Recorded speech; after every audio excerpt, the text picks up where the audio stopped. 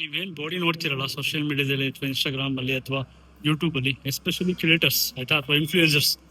So ಅವರು ನೀವು observe ಮಾಡಿ, ಯಾವುದೇ ಕಾಂಪಿಟೇಷನ್ಸ್ ಅಟೆಂಡ್ ಮಾಡಲ್ಲ. ಮೇ ಬಿ ಅವ್ರ ಪರ್ಸನಲ್ ಚಾಯ್ಸ್ ಇರ್ಬೋದು, ಅಥವಾ ಇನ್ನೊಂದು ಆಂಗಲ್ ಇಂದ ಯೋಚನೆ ಮಾಡಿದಾರೆ. ಅವ್ರು ಎನ್ಹಾನ್ಸ್ಡ್ ಇರ್ತಾರೆ.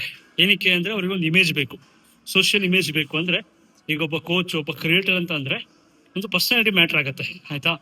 ಅವರು ಎನ್ಹಾನ್ಸ್ಡ್ ಇರ್ತಾರೆ.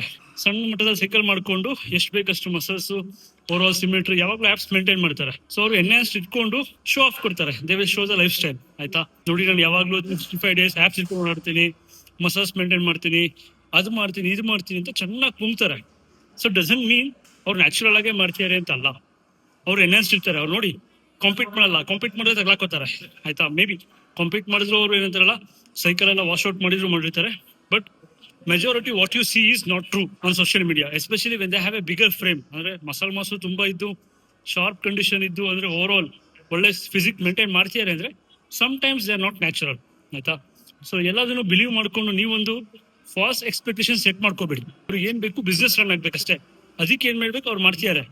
ಸೊ ನೀವು as A audience, as A client, ನೀವು ರಿಯಲಿಸ್ಟಿಕಲ್ ನಿಮ್ ಕೈಲಿ ಏನಾಗುತ್ತೆ ಅಷ್ಟೇ ಮಾಡಿ. ಜಾಸ್ತಿ ಕಾಂಪ್ಲಿಕೇಟ್ ಮಾಡ್ಕೊಂಡು ತಲೆ ಕೆಡ್ಸ್ಕೊಳಕ್ ಹೋಗ್ಬೇಡಿ. ಅವ್ರು ಎನ್ಹಾನ್ಸ್ ಇರ್ತಾರೆ. ನೀವು ನ್ಯಾಚುರಲ್ ಆಗಿ ಮಾಡೋಕ್ಕೆ ಟೈಮ್ ತಗೊಳುತ್ತೆ, ಅಷ್ಟೇ ಡಿಫ್ರೆನ್ಸ್.